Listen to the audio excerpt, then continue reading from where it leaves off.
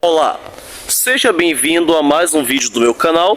Para você que acabou de chegar aqui, eu gostaria de pedir que você se inscrevesse no meu canal, ativasse o sininho das notificações, deixasse seu curtir, curta, comenta e compartilha e vamos para o vídeo de hoje.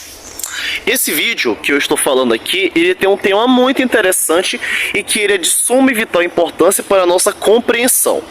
E é uma pergunta que pode ter norteado o seu pensamento, e não apenas o seu, mas como o pensamento de inúmeras outras pessoas podem ter pertinente esta dúvida sobre a mente, que é: precisamos ir à igreja para sermos salvos? Essa pergunta, ela é muito retórica no meio cristão. No meio cristão, muitas são as perguntas: a igreja realmente salva? Precisamos ir para a igreja para ir para o céu? É isso que nós vamos entender neste vídeo com algumas verdades bíblicas. Muito bem.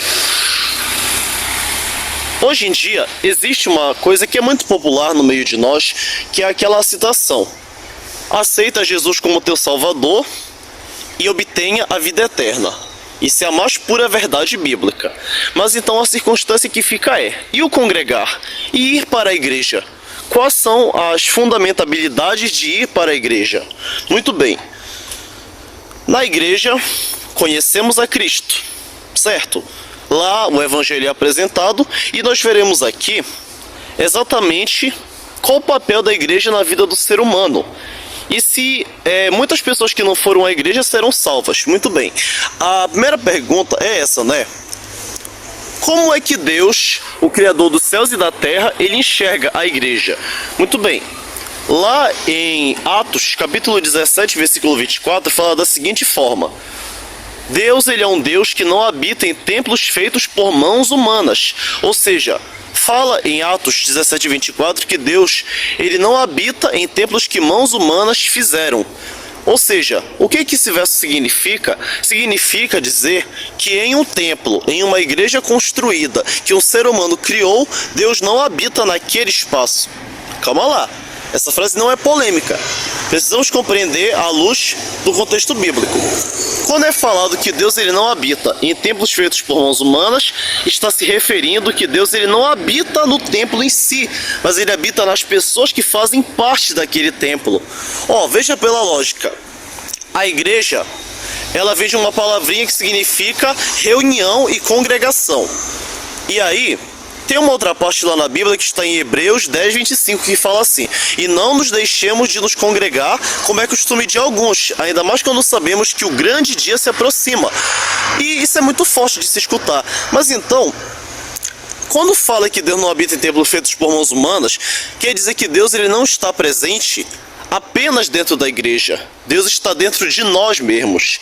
Então, quando um grupo de pessoas se reúne dentro de um templo sagrado, de uma instituição religiosa que o próprio homem construiu com as próprias mãos, ali não quer dizer que Deus ele está de fato habitando naquele lugar. Ele habita de fato naquele lugar, mas ele está fundamentalmente habitado dentro de nós. Então, o Senhor ele não habita num templo em si, mas ele habita dentro dos corações que vão louvá-lo e engrandecê-lo neste templo. E aí pode até se questionar: mas então, isso seria algo para não irmos mais para a igreja?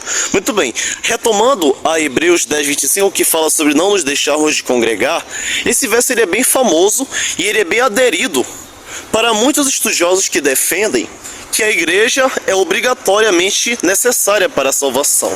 Mas nós precisamos analisar neste vídeo que não é apenas um vídeo comum, mas sim um vídeo de uma análise bíblica e hermenêutica da palavra. Muito bem. Congregar significa juntar-se, significa unir-se, significa compartilhar da mesma fé e crença que outras pessoas. Então, por exemplo, as pessoas podem congregar no meio da natureza, as pessoas podem congregar dentro de casa, as pessoas podem congregar em qualquer âmbito, desde que elas estejam compartilhando da mesma fé, do mesmo Senhor e da mesma esperança em Jesus Cristo. Então não existe um parâmetro específico, não existe um templo específico para congregar.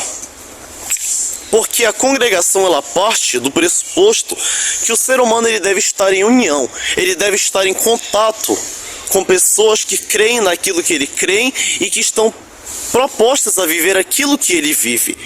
E é falado isso por quê? Porque não deixemos de congregar, como é costume de alguns, como é chegado aquele grande dia. Quando Paulo escreve isso na sua carta em Hebreus, nem sequer existia a igreja formalmente como existe hoje. Eram apenas sinagogas naquele tempo, que eram pequenos templos dedicados a orações. Então Paulo está falando para os irmãos não perderem o costume, não perderem a essência, não perderem aquela prática habitual de se juntarem para adorar, ler, cultuar e estudar a palavra de Deus juntos. E nós temos aqui também o principal parâmetro para se salvar, que é Efésios 2:10, que fala da seguinte maneira para cada um de nós: pela graça sois salvos mediante a fé, e isto não vem de vós, é dom de Deus. Amém? Ou seja, a salvação ela vem pela graça, unicamente pela graça. Nenhum de nós é salvo por mérito próprio, nem por conquista pessoal. Podemos ser a pessoa que mais faz tudo certinho na igreja, que isso não vai salvar a nós. Pode ser aquela pessoa que é um dizimista fiel. Pode ser aquela pessoa que dá o dízimo todo o tempo. Aquela pessoa que vai todo bem engravatado para a igreja. Aquela pessoa que fala bem, que canta no ministério de louvor. Que dá assim, eles falam que aquela pessoa é destaque ali. É aquela pessoa que ela é um exemplo espiritual. Mas não. Nada disso concumina para a salvação da pessoa, porque a salvação está fundamentada só em algo, em Cristo. Ele que é o caminho para a salvação.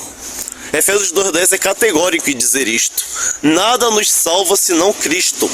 Nada que façamos, nem que cante na igreja, nem que faça devolução de dízimos e ofertas, nem que faça nada disso é ponto de salvação. O ponto de salvação é aceitar a graça. E retomando o que eu dizia, existe lá em Hebreus essa parte que fala sobre não deixar de se congregar. Mas a grande questão é: o que devemos fazer então para ser salvos? Se a igreja não salva, o que salva? O que salva é Jesus, como eu falei em Efésios 2:10. Só que, no entanto, não vamos também abdicar de conhecer uma igreja verdadeira. Porque quando fala assim, tem uma parte que está lá em Mateus 13. Eu acredito que seja por aí assim, mas existe uma parte que está lá em Mateus, em determinado verso, que fala da seguinte forma: essas coisas vos tenho dito para que guardareis, e estou convosco todos os dias até a consumação deste mundo. Ou seja, amém? Jesus está falando: guardem todas essas coisas que eu ensinei para vocês. Jesus está falando que para sermos salvos não é apenas sobre ir à igreja, porque tem muita gente que vai para a igreja e vai se perder. Assim como tem muita gente que não vai para a igreja e vai se salvar. Olha aqui, olha como é as coisas. Tem muita gente que vai para a igreja e não vai se salvar. E tem muita gente que vai para a igreja e vai se perder. Então, o ponto aqui crucial é que a igreja não é o ponto de salvação, mas ela apresenta o caminho da salvação para o ser humano. A igreja tem um propósito evangelístico de apresentar a Cristo para o ser humano.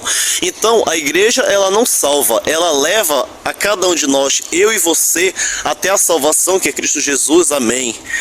Então, tem um verso na Bíblia que ele está lá em Mateus 13, 34 ao 35, onde Jesus fala: um novo mandamento vos dou, amarás a Deus acima de todas as coisas e ao teu próximo como a ti mesmo. Isso é fantástico. Então, o que eu preciso para ser salvo? Crer em Jesus. Efésios 2:10, aceitar a sua graça. E o que devo fazer depois? Amarás a Deus acima de tudo que há neste mundo, e ao teu próximo como a ti mesmo. Ou seja, quer se salvar? Quer obter a vida eterna? Creia só em Jesus e siga o que está na Bíblia. Porque, como ele disse, guardareis tudo aquilo que vos tenho dado.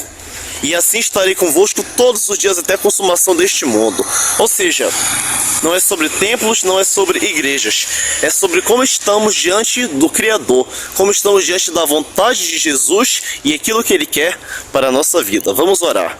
Senhor Deus, que nós possamos a cada dia depositar a nossa confiança em Ti. E que nós possamos, Senhor, acreditar que o Senhor é o nosso único meio e a nossa única ponte de salvação para onde quer que estejamos e para onde vamos.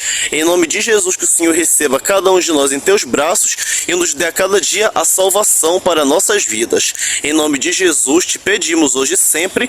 Amém e amém. Fiquem com Deus. Deus abençoe cada um de vós. Inscreva-se aqui no meu canal se você gosta dos meus vídeos. Curta, comente e compartilhe. E até a próxima. Deus te abençoe.